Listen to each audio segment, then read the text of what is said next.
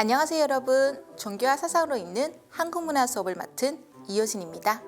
오늘은 보살에 대한 이야기를 해볼까 합니다.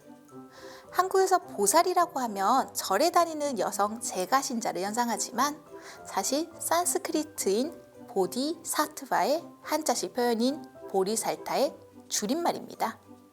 여기서 보리는 깨달음을 뜻하고 살타는 중생을 의미합니다.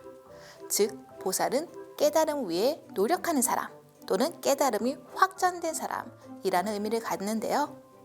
보통 위로는 깨달음을 추구하고 아래로는 중생을 구제하고자 노력하는 이라고 설명됩니다. 보살은 특히 대승불교에서 아주 중요한데요. 바로 깨달음을 얻고 부처가 되고자 하는 마음으로 노력하는 존재는 모두 보살이라고 할 수 있다고 생각하는 것이죠. 따라서 반드시 출가자일 필요도 없고 인간인 필요도 없이 산속의 다람쥐도 물속의 거북이도 모두 보살일 수 있는 것입니다. 보통 보살은 크게 넷으로 구분합니다. 첫째, 전생을 포함해 성도하기 이전의 부처님을 말합니다. 대승불교에서는 부처님이 석가모니 부처님으로 태어나 깨달음을 얻기 전에 이미 많은 전생을 거치며 공덕을 쌓았는데 그 기간 동안을 보살로 칭하는 것입니다. 둘째는 인도의 뛰어난 학자 스님들로 훌륭한 저작을 많이 남긴 분을 말합니다. 다음으로는 관세음보살이나 지장보살, 미륵보살 등과 같은 부처님의 분신을 말합니다. 이런 보살은 현실의 고통에서 괴로워하는 중생을 구제해주는 분인데요.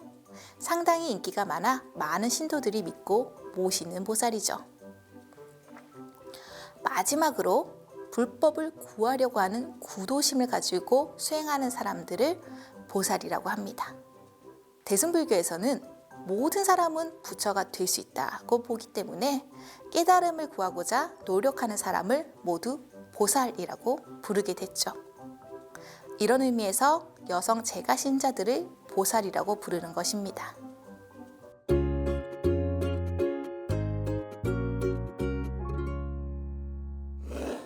대승불교에서 한 중생의 구제와 불도의 성취는 개별적인 것이 아니라 이어져 있는 것으로 봅니다.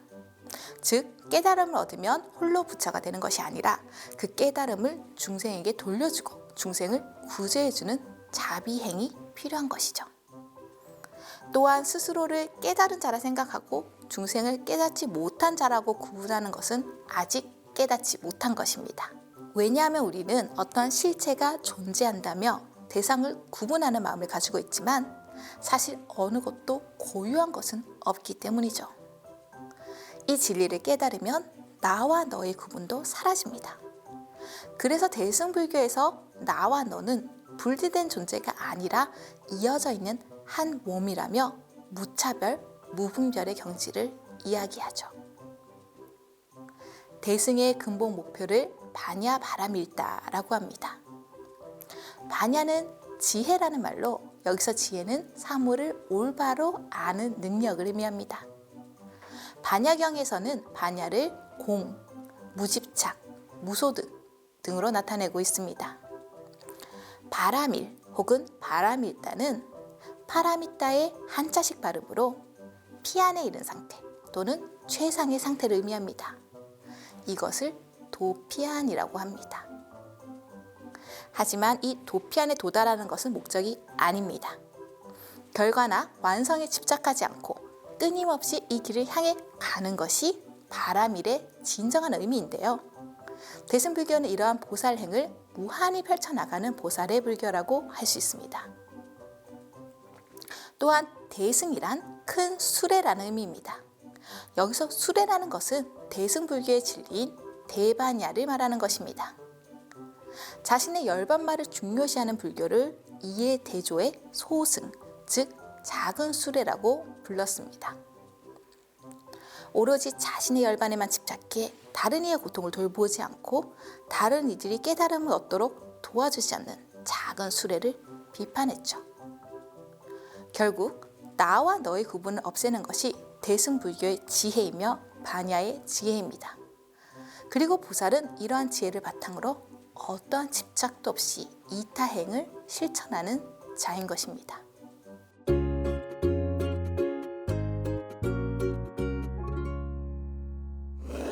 깨달음에 도달하기 위한 6가지 수행을 육바라밀이라고 합니다. 대승불교가 주장하는 6가지 실천 덕목은 보시바라밀, 지게바라밀, 인욕바라밀, 정진바라밀, 선정바라밀, 반야바라밀 이렇게 6입니다. 이 6가지 덕목을 각각 실천함으로써 대승보살의 공덕을 완성한다는 것이 바로 육바라밀의 의미입니다. 하나씩 살펴보면 보시는 주는 것으로 아낌없이 준다는 의미입니다. 지게란 계율을 지키는 것이고, 인욕이란 참고 견디는 것, 정진이란 부지런히 노력하는 것, 선정은 마음을 깊이 모으는 것, 마지막으로 반야란 올바로 정확하게 아는 것을 말합니다. 하지만 이것들을 행할 때 일체 집착이나 분별이 있어서는 안 되겠죠. 즉 내가 아낌없이 베푼다는 마음, 참는다는 마음, 이걸 통해서 깨달음을 얻고자 하는 욕망 등에 집착하지 않고 정진해야만 올바른 바라밀이라 할 수 있습니다. 또한 모든 보살은 깨달음을 구하고자 하는 마음, 즉 보리심을 일으켜서 육바라밀을 하나하나 닦고 이내 부처의 경지에 이르게 됩니다. 그리고 비록 스스로 깨달음을 얻었더라도 바로 열반에 들지 않고 이타행을 발휘하여 서원을 세워 모든 중생을 구제하고자 실천하는 자들이 바로 보살인 것입니다. 이와 같이 깨달음을 얻고도 부처가 되는 것을 보류하고 현세에 남아 육바라밀을 실천하는 수많은 보살들이 등장했는데요. 이 보살들이 강조되고 숭배되는 것이 대승불교의 특징이라 할 수 있습니다. 이들 보살은 역사적인 인물이 아니라 부처님의 지혜나 자비, 실천 등을 인격화한 것으로 대표적으로 지혜의 화신은 문수보살, 자비의 화신은 관음보살, 실천의 화신은 보현보살 등으로 인격화되었습니다. 우리가 사찰에 가면 여러 가지 불상들이 있는데요. 각각 그 모양도 포즈도 다르죠. 여러분, 사찰에 모셔진다고 해서 모두가 다 부처님인 것은 아니라는 사실 혹시 알고 계셨나요? 불극사 석굴암 가운데 모셔져 있는 본존불은 석가모니 부처님이 깨달은 직후의 모습을 형상한 것이지만 불극사의 관음절은 관세음 보살이 모셔져 있습니다. 이처럼 보살을 형상한 것은 불상이 아니라 보살상이라고 불러야 정확합니다.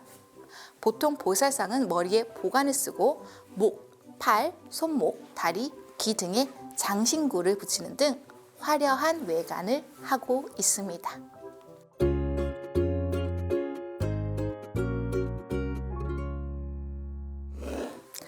모든 보살의 으뜸으로 여겨지는 문수보살은 인도에서 실제했던 인물이라는 설도 있지만 모든 불보살의 부모라는 상징적인 존재라는 설명도 있습니다. 반야바라밀의 의의를 중시한 반야경계 경전에서 반야의 가르침을 널리 알리는 지혜보살이 바로 문수보살입니다. 석굴암에서 왼손은 아래로 내리고 오른손은 어깨 쪽으로 올려 작은 잔을 받치고 있는 우아한 모습의 보살이 바로 문수보살입니다. 나라마다 인기 있는 보살은 조금씩 다른데요. 문수보살은 특히 티베트 불교에서 중요시하게 여겨지지만 상대적으로 한국에서는 인기가 적었습니다. 그렇다면 한국에서 인기 있는 보살님은 누구일까요? 한국에서 가장 인기가 많은 보살을 꼽으라면 관세음 보살을 들 수 있을 것입니다. 흔히 불교의 연불이라고 하면 나무 아미타불 관세음 보살을 떠올리죠. 나무는 돌아가 의지하다라는 뜻으로 아미타불과 관세음 보살 두 분께 귀의하겠습니다 라는 의미입니다. 관세음 보살이 아미타 부처님과 같이 불리는 것에서 이미 그 인기를 예상할 수 있으시겠죠? 관세음 보살은 자비의 화신입니다. 줄여서 관음보살이라고 하기도 하고 관세음, 대자 대비하다는 의미로 관자재보살이라고 하기도 합니다. 관음보살은 아미타불의 왼쪽에 위치하면서 세간의 음성을 듣고 중생의 괴로움을 풀어주는 존재입니다. 큰 자비심으로 중생들의 모든 고난을 구제하며 복덕을 나누어 안락한 세계로 인도해주는 관세음 보살은 대승불교의 이상을 가장 잘 실천하는 보살이라고 할 수 있죠. 관음보살은 이 세상을 교화할 때 33가지의 모습으로 현신에서 나타난다고 하는데요. 때로는 부처님으로, 때로는 소년, 소녀로, 제도할 자에 맞춰서 여러 가지로 변했다고 하죠. 이렇게 설법하는 관음보살은 대중의 현실과 복을 바라는 소망을 이루어 주므로 일반 대중에게 가장 환영받고 친근한 보살이었습니다. 관음보살은 머리 보관에 아미타불을 새기고 손에 보병이나 연꽃을 잡는 것이 일반적인 특징이지만 이처럼 다양하게 모습을 바꿔 나타났기 때문에 다양한 모습의 보살상이 존재하는 것이죠.